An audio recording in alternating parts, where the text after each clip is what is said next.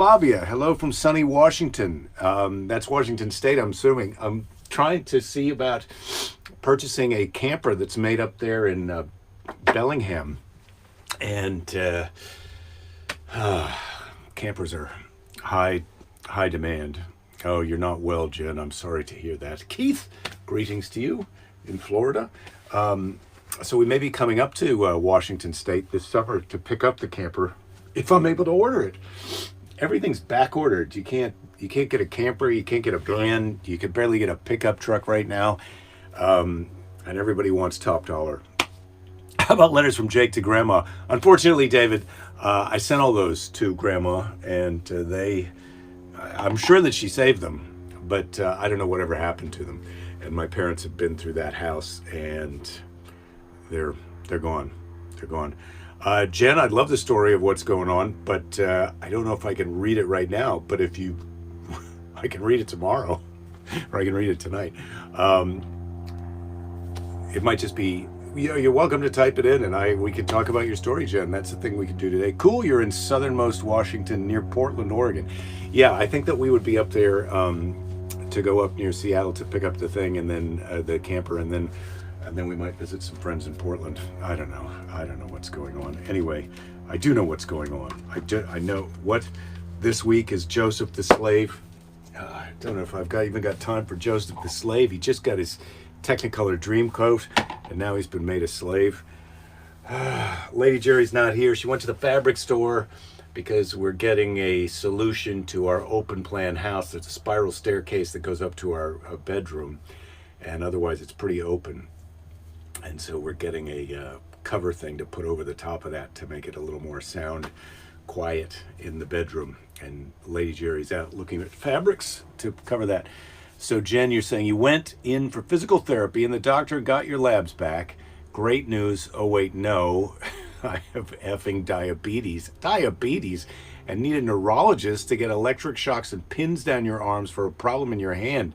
Holy shizzy, and bursitis in your shoulder, and high cholesterol, and sleep apnea. The great news is that all of your new medicines are almost guaranteed to give you diarrhea. Yes, and who knows what other kind of magical interactions you've got in store for yourself and for us. Oh my God, I don't know if I should just go right to the Bible, or I didn't even know what to do with myself. I woke up today, went and had coffee with a friend, and we were talking about just how the thing about the pandemic for me is that I feel like I'm a grown-up, like most of you guys.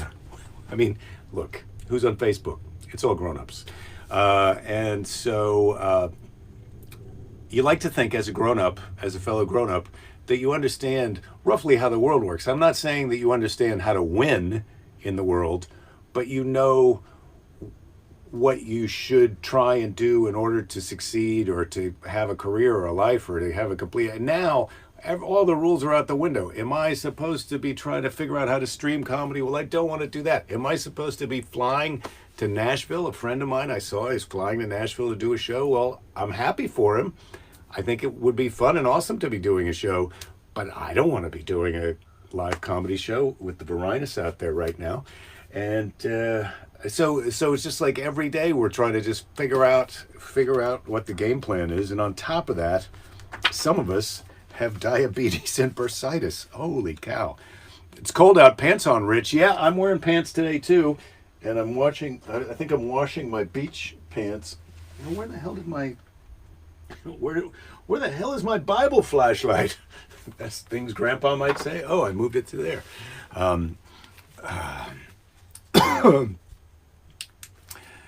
You're on all that stuff, Jen. I'm glad you're on it.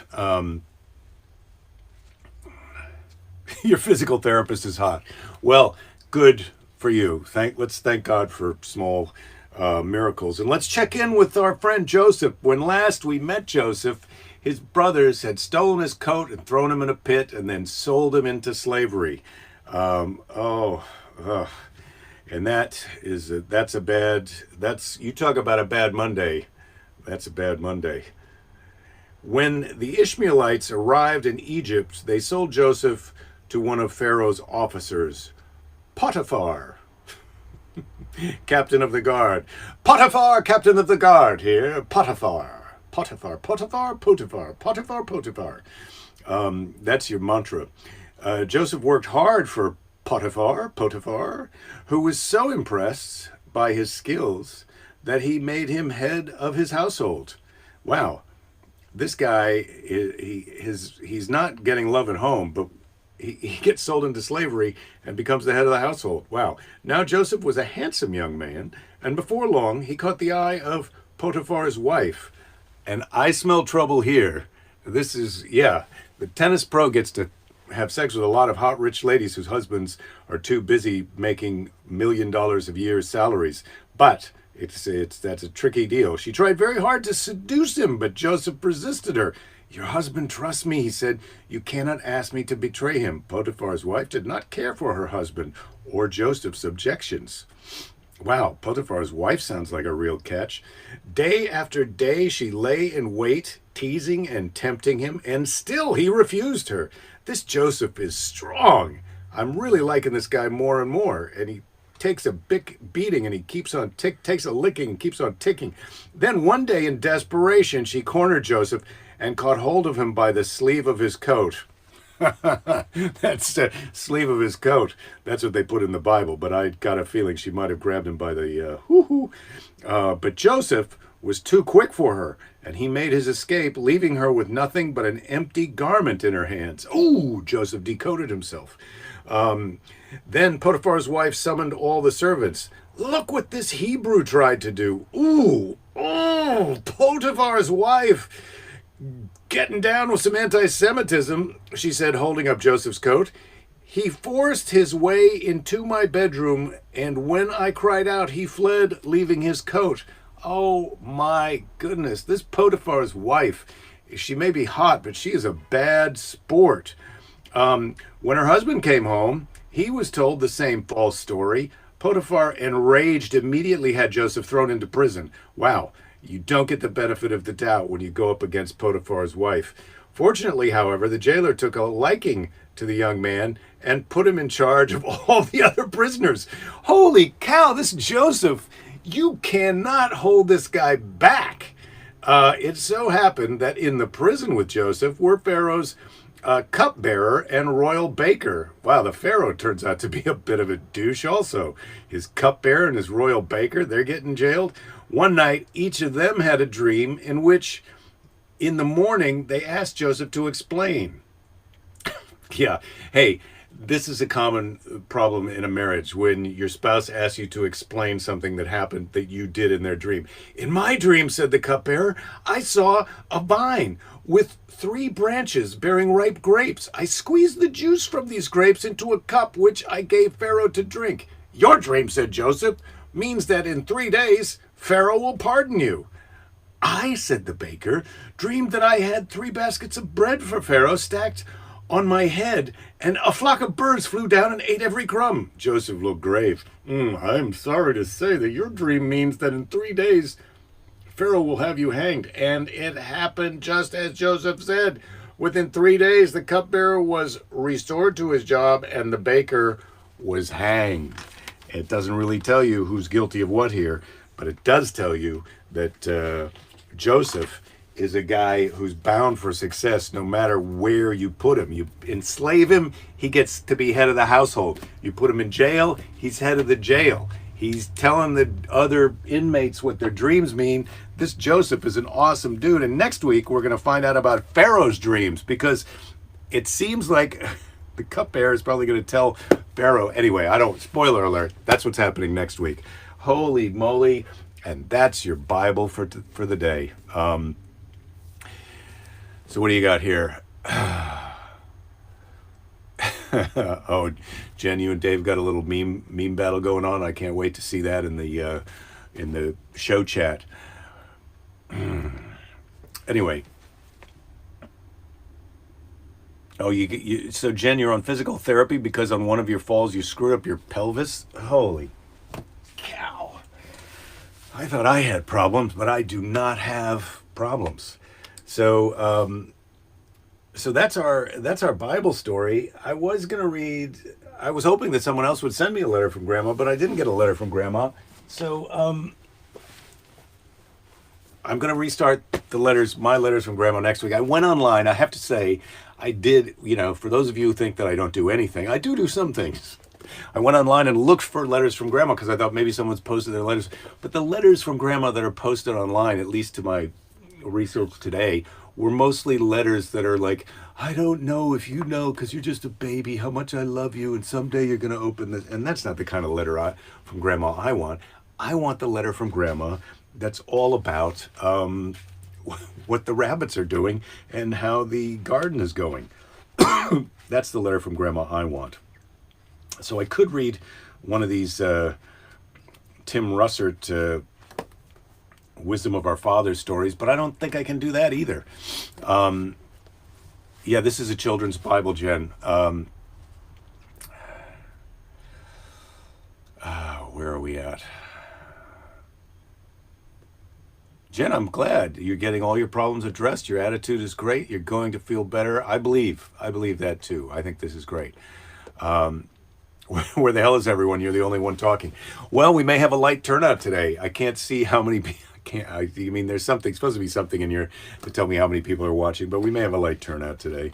Or maybe people are busy with their own things, or maybe you've just been yielded the floor as the person who's having the crappiest day, which is during the Varinus. If you're the person who's having the crappiest day, that's saying something, because there's so many crappy days going on. Oh boy.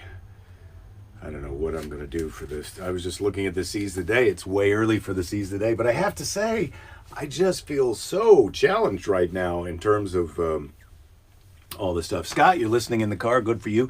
All right. Well, I can tell you where I'm at with the, I think Lady Jerry and I are down the path of a truck bed slide-in camper, and we're thinking of something that will go into a smaller size truck like a Ford Ranger or a Toyota Tacoma.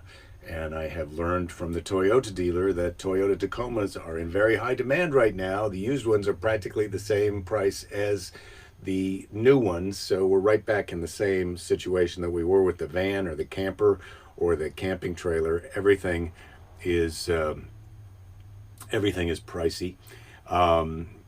Rich, you were making a martini.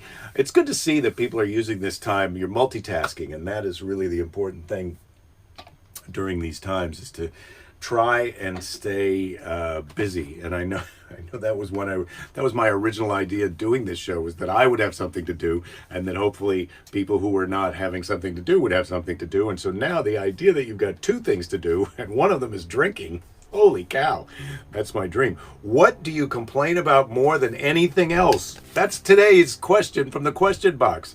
What do you complain about more than anything else? And it's got to be the Varinus. That's what I'm complaining about more than anything else, is the Varinus. And I can't stop complaining about it. It's just every day there's a new thing that you can't do, or that you can do, or that's altered, or that's turning into another thing. And I'm really trying to roll with it and stay positive and keep moving forward. But some days it is really incremental. The forward progress feels incremental, but incremental progress is still progress. It just takes longer to go a mile if you're doing an inch a day than if you're doing 100 yards a day. But we're going to make it to the end of this, whenever that is, or we're going to make it into the, we're going to, it's like swimming in cold water. Maybe it's just going to be some version of weird Varinus forever. Varinus forever. There's a t-shirt for you. I don't think I'm ready for that one. But maybe we're heading into the zone where we're just going to have to, this is what I was thinking this morning, we may be heading into a zone where we just got to be used to some level of constant inconvenience. And I do get that that's what we felt like was happening prior to the Varinus, that we were trying to deal with constant inconvenience. But you thought that that was inconvenience, and now you know what real inconvenience is. You're using soju instead of vodka or gin, lower alcohol content. Yeah, that's soju rich. I don't know where you got turned on to soju, but I got turned on to soju at a friend's birthday party.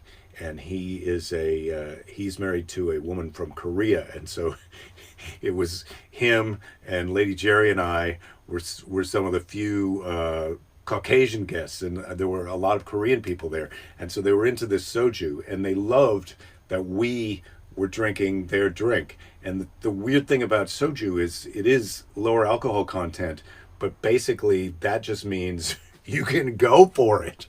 Holy man, they were going after the soju, and it's kind of like a fortified white wine or a white wine flavored sake kind of stuff, which I love sake, but yeah, it really packed a next day wallop. There's enough sugar in that soju that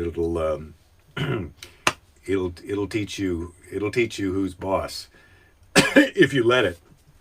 But don't you let that soju boss you, Rich. You boss that. You boss that soju. That's what I'm saying. So I've got to email back our truck friend. That's what I'm going to find out, do today.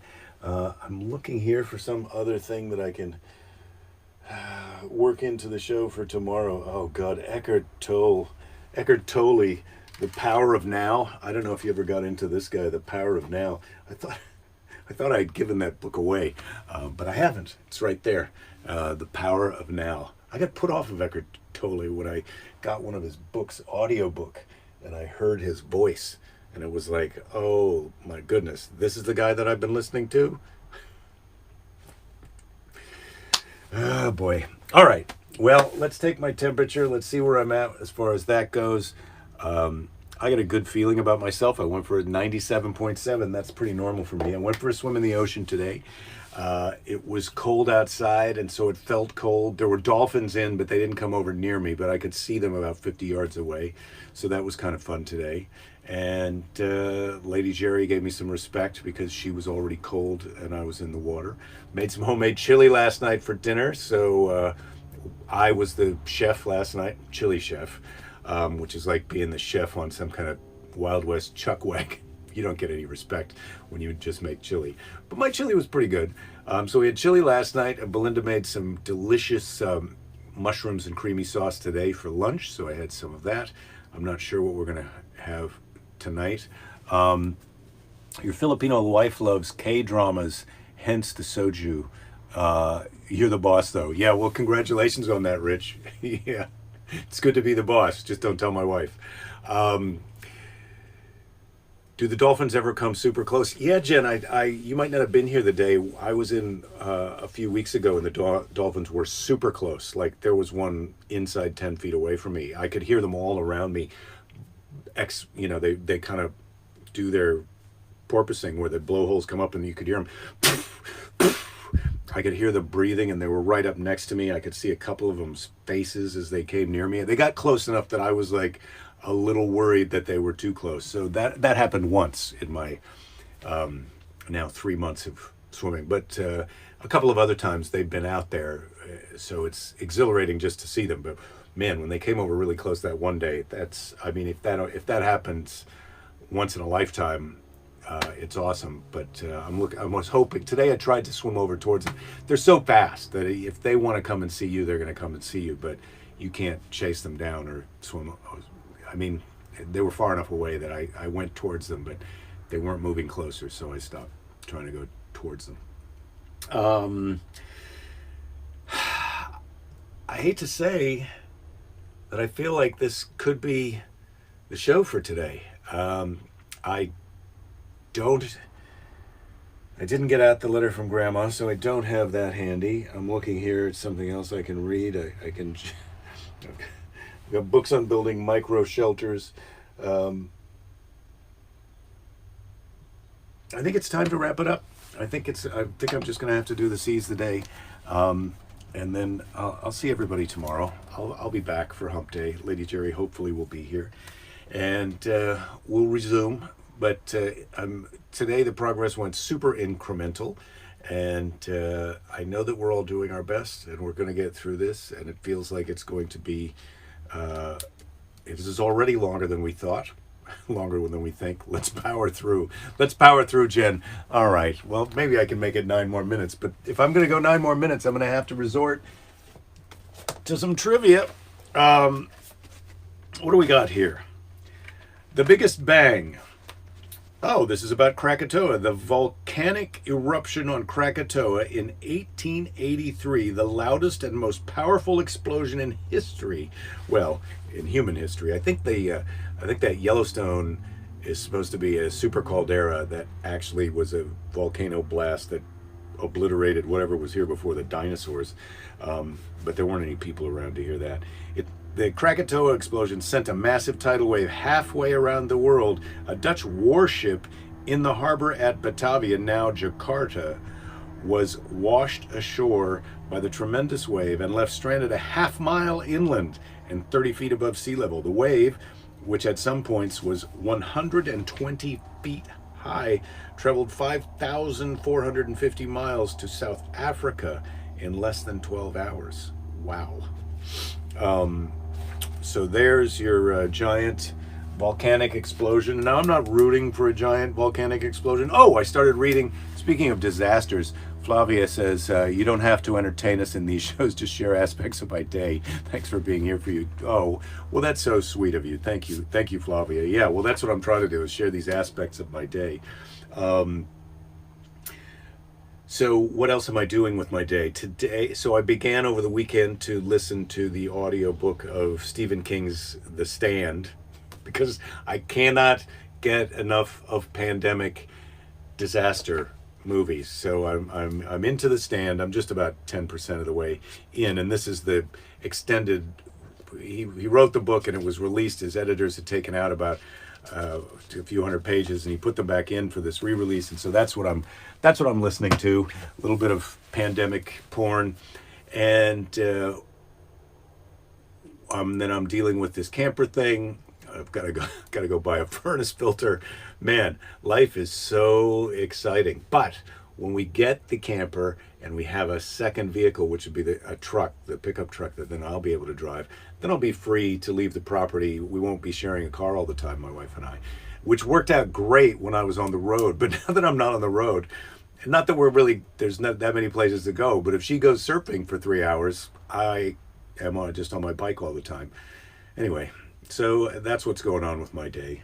Is I'm going to finish the show here, then I'm going to write an email to the truck camper guy, then I'm going to see if I can call the Ford dealership and go look at some Ford Rangers, and then I'm going to give Lady Jerry a briefing on all the things I've done today.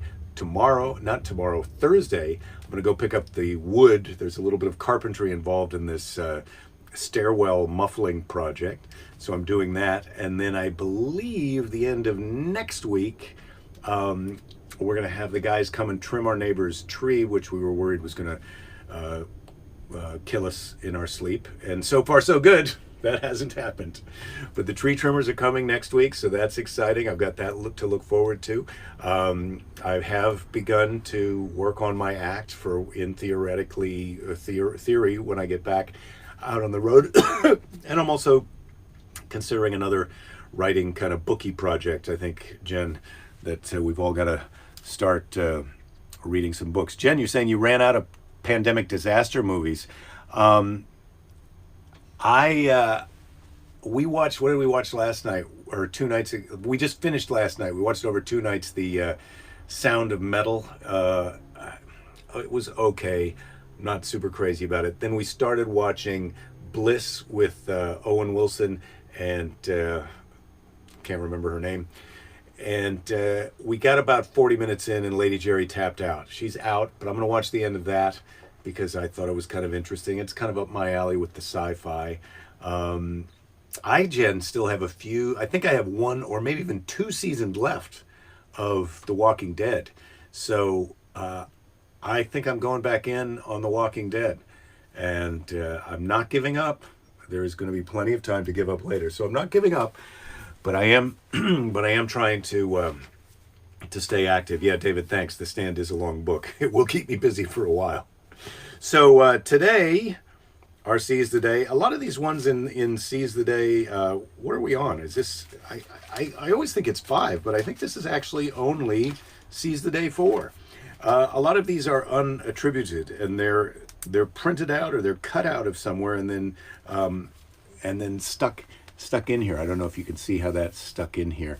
The Mevo camera is just substandard to the actual iPhone camera, which I used yesterday, but it gives you a nice wider shot. I'm not sure what I love the most, and I'm thinking about canceling my Vimeo subscription, which allows me to Mevo simulcast at different locations, which I'm not sure is something that I even need to be doing. Anyway, today Seize the Day. It's possible, said pride. It's risky, said experience. It's pointless, said reason. Give it a try, whispered the heart. That one's a little bit corny, but I do get it. I do get it. I'm not often thinking in terms of what pride is telling me, and I would say, yeah, I'm fairly aware of risks most of the time.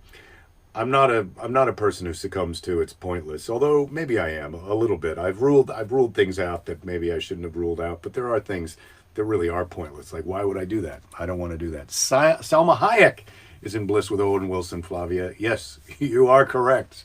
I did watch Train to Busan, Jen, and I enjoyed it, but I've done that now.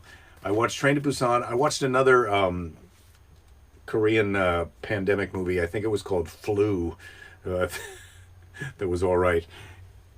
Keys is out running, Uma. Yeah, well, welcome aboard. I haven't seen you here until now. I hope you guys are doing well. I know you are. I saw Keys yesterday. Making dinner for your for your kids. You've had the wrong burner on for 10 minutes. Well, Rich, that could be a little Sochu related error. And thank God you didn't burn anything. You did the proper mistake where you turned on the wrong burner and nothing accidentally happened except the dinner will be delayed by 10 minutes. And so that's any announcements? Dinner's going to be delayed 10 minutes. That's not even delay. In Los Angeles, you're not even late until you're more than 20 minutes late. Jen, you're saying it would take a lot for you to watch an Owen Wilson movie, to be honest. Well, let me just say, Wedding Crashers, that's all I'm going to say. Wedding Crashers is pretty funny, and you can do with that whatever you want with that information. But I've watched Wedding Crashers, I think, twice, and I could go for a third time, especially during the pandemic. But that's me. Palmer on Apple Plus is great. Okay, I'm writing down Palmer, and I'm going to see everybody tomorrow. We did make it to the scheduled departure of the show, so I feel good about that. We've had our Seize the Day. I'm writing down Palmer. Flavia loves Owen Wilson. Yeah, I love him in some things, but I have to say some other things I haven't loved him in. But then that's true of almost everyone. I love Lady Jerry, but sometimes I'm not so crazy about some of the things she does. Don't tell her I said that. Okay, have a great night. You guys are awesome. This cheered me up. I hope it cheered you up. Don't give up. There'll be plenty of time to give up later.